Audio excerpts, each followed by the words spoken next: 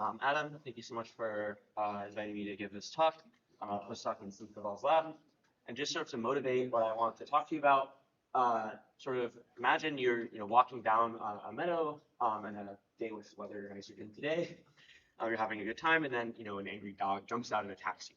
And you escape without any physical injury. You get away from the dog. There's no more dog around. But even after that experience, you might still be sort of in sort of a heightened anxiety state. You might sort of be looking around, be jumping at little noises. You might lose your appetite and so on. So sort of this is a pretty simple example. Sort of illustrates sort of an interesting question about how the brain works. In particular, you no longer have an explicit sensory stimulus. But somehow you have some sort of internal state that's keeping track of what had recently happened to you, and that internal state is somehow influencing your ongoing behavior. So the question is sort of how is behavior being influenced by these types of brain-wide internal states?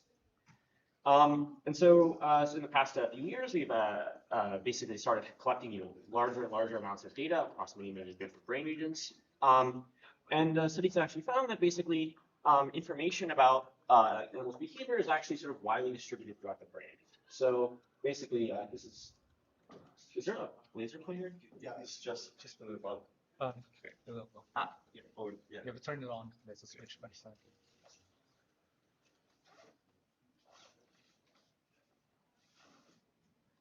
Awesome, thank you. Yeah, so this is basically a map showing each row here is an individual neuron. But basically, the study was able to find that neurons across many different brain regions actually encoded information about the mouse's acute behavior. And similarly, internal state representations have also been found to be widely distributed throughout the brain. And here's basically, once again, same type of heat map, but the basically neural response across different brain regions to a particular odor stimulus was very different across the brain, depending on the animal's internal state, in this case, whether they were thirsty or not. So it suggests sort of a model where somehow information throughout the brain is sort of both giving rise to this behavior information, the internal states also represented throughout the brain. And so we kind of suggest we really do need these brain-wide recordings in order to actually figure out how exactly these two interact. Specifically, how does the brain integrate information represented by internal state to modulate its behavioral output in an adaptive manner? And so our group is trying to study this on the mammoth C. elegans. For those of you who don't know, it's like a tiny little worm about a millimeter long. You can barely see it with the unaided eye. It has only 302 neurons, but it has several unique advantages. The most sort of well-known advantage is that the wiring diagram is known.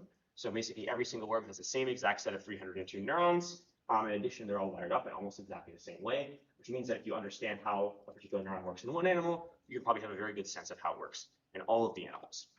Another advantage is that it's optically transparent, so you can easily manipulate the neural activity or record from the neural activity without having to do any surgery or anything like that.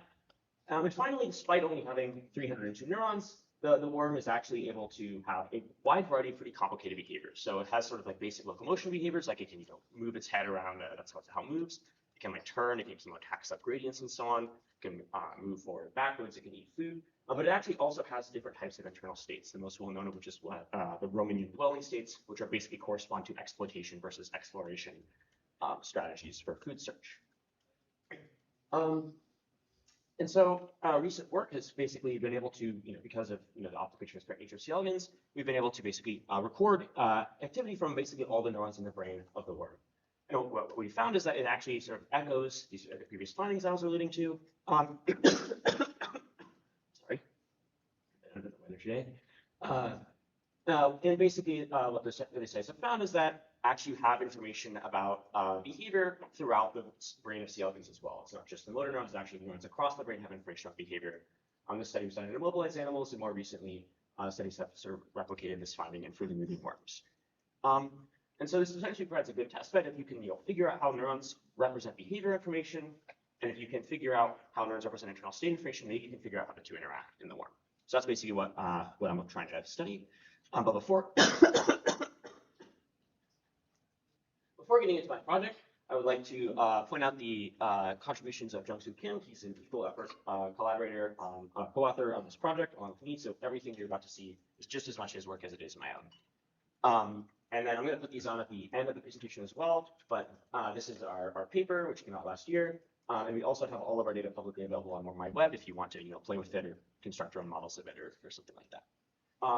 So basically, what I'm going to be telling you about today is first how we collected our data, then how we used basically whole brain imaging and freely moving worms, Then how we use that data to construct a model that describes how individual neurons in the brain represent behavior information. So this model allows us to generate an atlas for basically all the neurons in the brain and how all of them represent behavior in a detailed manner. We then discovered that some neurons can actually change how they represent behavior information, both between animals and even within the same animal. And these changes can be triggered by acute sensory stimuli that also invoke different behavioral states. But first, before getting into any of that, I need to tell you about how we got our data. So you guys can have these. Thank you.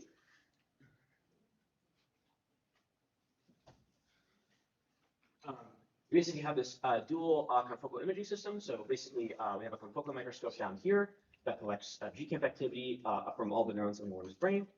And then we have simultaneously this near-infrared microscope system, which basically uses a deep black inspired neural network to keep the animal centered in the field of view by moving the microscope around to chase it. And so this is what our GCamp data would look like. So basically, the animal stays centered in the field of view, but not all the other staying centered is actually moving around on the slide. So you obviously the worm is kind of moving around. You can kind of see if you try to track it, like look at individual neurons, which is kind of hard to do, but you can see that their activities are sort of changing over time.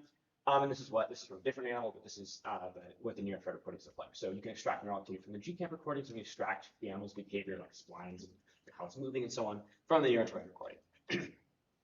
And so obviously, as you might imagine by looking at this video, it's very hard to actually track all these neurons that the animal's wandering around. It doesn't even have a skull. There's like all these nonlinear deformations. So I spent more than half of my PhD probably making this, helping make this like complicated software package that does this tracking, and in the interest of time, I'm just going to skip right over it. But this is what the final result looks like. Where basically each row here is an individual neuron in the C. elegans brain. We record their activity over time. And obviously, given how hard this tracking problem was, we wanted to make sure we actually believed these neural traces were due to real neural dynamics and not like motion artifacts or tracking glitches or other things. So we made a different strain that expressed GFP. Sure. What is the time course of your indicator? What do you mean? Like the calcium indicator, like what is the time course and the resolution of the real neurons versus how closely you can sample? You mean like the decay time of like the kinetics of GCamp? Yes. All right. Yeah, the kinetics of GCamp is roughly like a half decay time of something around half a second. And our frame rate's about, what is it, like 1.7 hertz? So maybe like the nearest 2 frames would be correlated relative to that, but mostly our data is going to be unaffected by it. And these are nuclear localized, so you know? Yeah, nuclear localized GCamp. Yeah. Yeah, so we compared these GCamp data to this control strain expressing GFP, which should be constant intensity in all the neurons. You basically find you have all these robust dynamics here, and we scale the GFP the same way. You get input the exact same processing. You make basically no dynamics. And in fact, we have an order of magnitude improvement in the signal-to-noise ratio compared with the previous state-of-the-art technique. And this is important because it actually allows us to now look at individual neurons in the brain and try to figure out on a neuron-by-neuron level how those neurons represent behavior information. So there's a different animal I'm just showing you here with both the neural data and a bunch of behaviors you can get from that near-infrared recording. And just by sort of looking at it here, if you look at like one of the behaviors, for instance, the animal's feeding, they basically pump food in and sort of adjust it that way. If you look at their feeding rate, you can basically see some neurons that correlate quite nicely. You see there's like this bump of activity here that corresponds to when the animals were eating. And so we wanted to sort of make sense of this data. We basically wanted to construct a model that describes on a per neuron basis, what type of behavior information is present in that neuron. And we initially started with basically trying to make linear models since those are sort of the simplest model. And we kind of thought that, here's for instance the animal's velocity. Here's a neuron that correlates with the animal's velocity. Maybe this is just sort of the general theme. Maybe there's just linear relationships between behavior and neural activity. But these initial models actually turned out to perform quite terribly.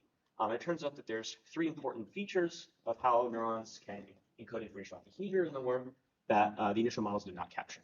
So the first feature is time scale. So this is the animal's instantaneous velocity, basically. But it turns out if you convolve velocity, the animal's velocity with an exponentially weighted moving average kernel into the past, it turns out that there's actually neurons that correlate with those across a wide variety of different timescales. You need to be able to account for this in order to build a good model of how neurons represent behavior. Secondly, if you make a tuning curve of behavior versus neural activity, for instance, here's velocity versus neural activity, it's not just a straight line. You actually have these kinks, these sort of structification patterns in those tuning curves, and you need to account for that as well. And finally, you can get even more complicated things once you introduce multiple behaviors into the equation. So this neuron, it turns out actually, in order to understand what this neuron's doing, you need to understand both how the animal's velocity is, how it's moving, and also how its head is turning. And to sort of illustrate that, you zoom in on these light shaded background regions, which is the animal's going forwards. You can see that this neuron correlates quite nicely with the animal's head curvature, so how its head is bent.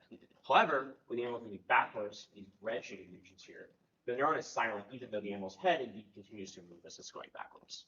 And so to understand this neuron fully, you actually need to have your model be able to explain this nonlinear relationship between two different behaviors. So we basically put all this together and you basically try to make an encoding model, basically a model that describes neural activity as a function of behaviors, which included a sort of a kernel allowing us to model neurons across different timescales, these rectification patterns, the ability to include information about multiple behaviors at the same time. So you can have this model, you can basically, here's a neuron in blue and the model fit in orange. You can see that the model captures quite nicely all the nuances of how this neuron's activity is just by looking at the animal's behavior. And obviously, you can fit not just this neuron, you can fit many, many neurons. At this point, we fit data from 65 different animals and nearly 5,000 neurons across those animals. About 60% of all of the total neurons that we were able to get traces from actually have some information on behavior. So behavior information is actually quite widely spread throughout the worm's brain. And one thing we wanted to check is that we weren't missing anything in the model. There wasn't some kind of behavior information we didn't capture, and so we made basically linear decoders from the residual of the model. So basically the difference between the neural activity and the model. And we use those decoders to try to decode different behaviors, the behaviors we put in the model. In addition to that, also some behaviors that the worm does that we didn't explicitly put in the model because we thought they were correlated enough with the behaviors we did put in the model. And in all those cases, we found we were unable to decode this information, suggesting that indeed the model is actually capturing almost all the information in the elegans brain related to its acute behavior. So great, so now we have, here's our neuron. We're gonna fit the neuron with the model. Green here. We're gonna look at where the model's parameters are. Now I'm gonna kind of know what this neuron does. I can read out from these parameters how it encodes on velocity, head curvature, and so on. But it's not actually that simple because you have this sort of complicated nonlinear model. And there could be some other set of model parameters in parameter space here that fit the neuron almost as well. And then, suppose these parameters said something different about how the neuron was tuned to behavior. How would you know which one to use? And so what we really want to do is instead of just fitting the model and finding the best parameters, we want to actually construct the posterior distribution of basically all parameters in parameter space that are consistent with the observed neural activity. In order to do this, obviously, you need to sort of reformulate the model, and you need it to be, in particular, a probabilistic model. And so we basically converted our model to a probabilistic model by trying to basically use a Gaussian process with both a white noise kernel for measurement noise and a squared exponential kernel to model the residual between the neural activity and the model. And why the squared exponential kernel? Well, the idea is it's not the case that all information in the elegans brain is related to behavior as explained by this model formula, right? There's clearly information in the brain that this model should not be able to explain. We needed the residual model to be flexible enough to be able to absorb that information when necessary. So basically, what we want to do, as I alluded to, is sort of get the posterior distribution of the model. In reality, you can't really mathematically just compute it. So the next best thing is to generate a bunch of samples from it and treat those samples and run statistics on those samples. So how do we do that? Well, here's a sort of schematic of what the posterior looks like. So basically, just an illustration, but basically darker shaded regions are regions of parameter space that are more likely. Lighter shaded regions are regions of parameter space that are less likely. And obviously, the parameter space can be kind of complicated. You have all these local maxima and so on that you don't want to get stuck in. You don't want to be sampling a bunch of points from over here, and there's way more likely points over here. So to basically start this process, we do an initialization process. We basically sample 100,000 points at random from the prior, and basically pick the best one, the one with the highest likelihood. And we use that point to start an MCMC chain. So basically, we start at this point, and then we propose to move the point somewhere. And then you basically can either accept the proposal or reject the proposal. Now, if you always accepted the proposal, whatever the new point was more likely than the last point. So let's say, for instance, here, this proposal makes the new point more likely than this previous point.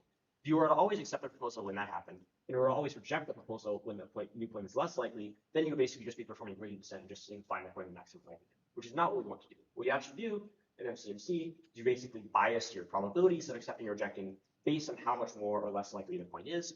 But in this way, it basically turns into, instead of just sending a gradient, it's actually kind of more like a biased random walk. And the point is that once you get to close to the region with high likelihood, you actually kind of stay there and keep kind of randomly walk around.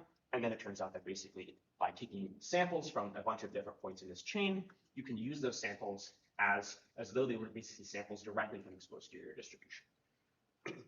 And then once you have these samples from this posterior distribution, you can then, each of these samples, remember, corresponds to one individual set of model parameters. It's one individual neural fit. So really, the neural fits I'm showing you are actually kind of like a conglomeration of, like, thousands of different model fits with slightly different parameters. But for the sake of simplicity, I'm going to show you just, one of them for all subsequent plots. But basically, once you have this posterior distribution, you can actually run statistics on it and actually be able to claim, okay, all the points in this posterior, almost all the points in this posterior have this informational behavior. So I can now conclude the neuron likely has that information. And obviously, we wanted to run some controls to make sure this fitting procedure was actually working properly. So the controls we ran were, well, one of the controls is if you take, neural activity from one animal, and you try to fit it with behavior from another animal, you shouldn't be able to find anything unless worms can somehow communicate across space-time, which they can. So indeed, you don't find very much behavior encoding in this control. And separately, you don't want to be just picking up a bunch of motion artifacts as interesting information. So we also ran it on these GFP control animals that I was talking to you about earlier. And again, you find very little information. So we're basically confident that this procedure basically generates true behavioral encodings and it minimizes the number of sort of false positives.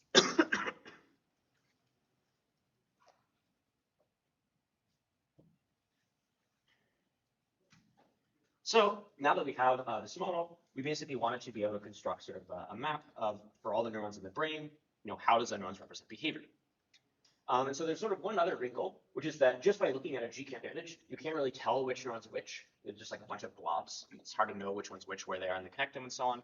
And so we used a different strain developed by Evgenini called NeuroPal, which basically expresses a bunch of fluorescent proteins in the neurons.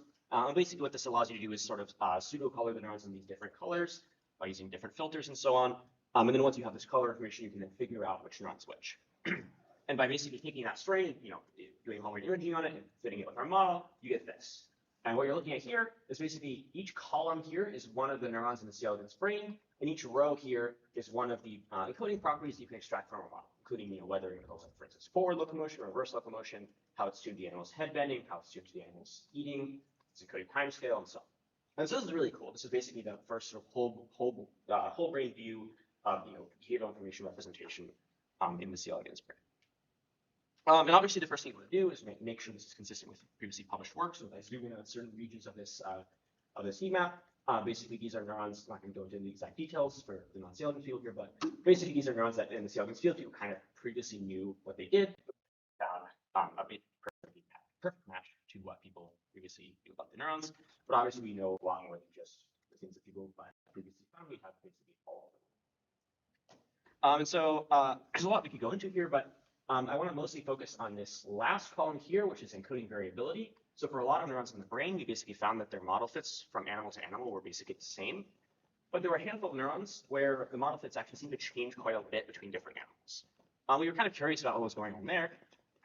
One thing we found was pretty interesting was that these neurons that have changing model fits from animal to animal are actually interconnected, so they're more likely to be connected to each other in the connectome than would be expected by chance, which suggests that actually there might be like a circuit of these variable neurons that's doing something in the brain, which is pretty cool. And another thing that's actually really interesting is that neurons with variable encodings between animals actually also have variable encodings within animals. And so I just want to give you a sense of how that works. How we can detect variable encoding within the same animal. So here's an example of a neuron that doesn't do it. So you fit the model over here in this orange region here on the left. You evaluate the model on the right. You can see that in this case, the neuron basically is doing the same thing in both halves of the video. There's like the model explains it perfectly well in both halves. But in some cases, you can have a neuron where if you fit the model this time and fit in the model on the right, you can see that the model does a terrible job of explaining what the neuron's going to do on the other half of the video. You might be like, okay, Adam, you're just obviously just overfitting, right? Like, what are you talking about? And so this is basically one of the key reasons why we wanted to do this posterior inference, right? Because we don't just have one model point and we have to try to figure out how it's doing in both halves of the video, right? We have the whole posterior of all of the different possible model parameters.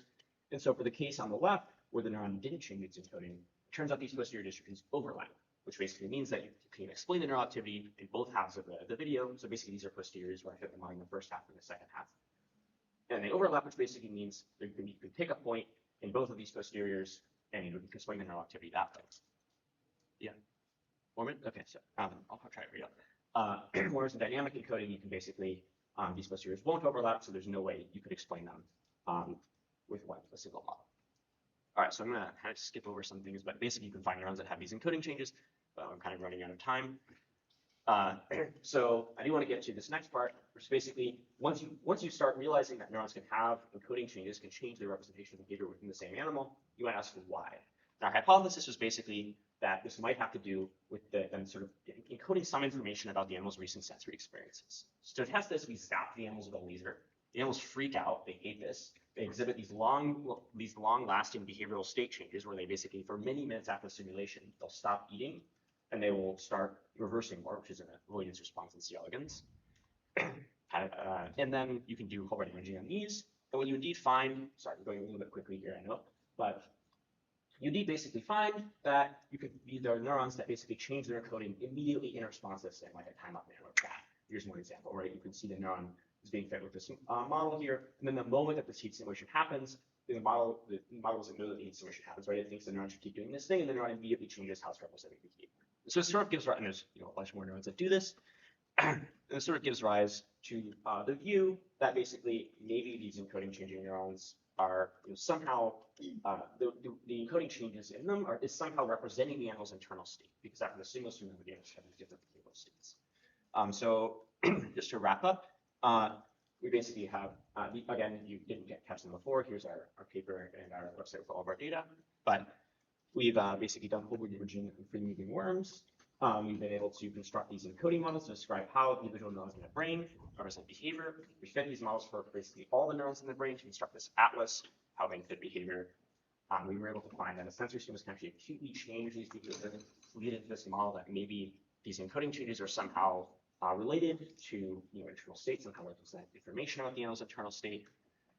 And I just kind of want to give a quick overview of what we're trying to do going forward. So remember that really complicated slide where I was talking about all the software used tracking all the worms? Remember there's one detail on that slide? Not me neither. But basically, it turns out this one part of this pipeline is really, really slow. It takes, if you were to try to run on a single core CPU, it would take 8 years to process one worm. We obviously use a cluster, but even on the cluster, it can still only get a throughput of about 2 animals of data processed per week. And so you basically train a deep neural network to do that process in only 4 hours, which is much more exciting. And so now if you record you can record like 6 animals in a day, you can potentially process all of them by the time you get back the next day, instead of having to wait like several weeks to get them all done, which is very exciting. Which then leads to another bottleneck, which is that, remember, this is a palette strain. You have to actually manually annotate all of these neurons. That's really annoying. It takes manual annotators about 5 hours per animal. So you want to start collecting hundreds and hundreds of animals. It's a lot of grad student hours that are getting burned. But deep learning is to the rescue again, because you can also train a network to do this. The network also works quite well. So our hope is that between these two improvements, we can actually start collecting hundreds of thousands of animals of data over the course of the next few years, and really sort of ramp up this data production of two, in particular, not just animals in the same paradigm, but now you can imagine doing tons of different experimental paradigms, collecting dozens of animals in each of them, and really starting to map out what's happening in different states. And just quickly before I wrap up, we're also on the modeling end. We've also accelerated the model by using JAX, and we're currently looking at basically trying to get the model to fit not just one animal data at a time, getting it to fit across many animals of data, with the ultimate goal of having the model be able to sort of internally to the model try to figure out when these encoding changes are happening. And so the most important slide, the acknowledgement slide. So obviously I've already shouted out Jung Soo. He was involved in this entire project from start to finish. Obviously my PI is Steve. Our collaborators behind the probabilistic computing project. Like when I started grad school, I didn't even know, I hadn't even heard of MCMC. And so these guys are really helpful for helping us get these Bayesian inference fitting approaches working. Ziyu has basically pioneered the way to collect all this data on a microscope, get all of that working. Eric was able to figure out how to get the neural palette labeling working in our hands, and then everyone else in our lab, our collaborators who helped. So thank you.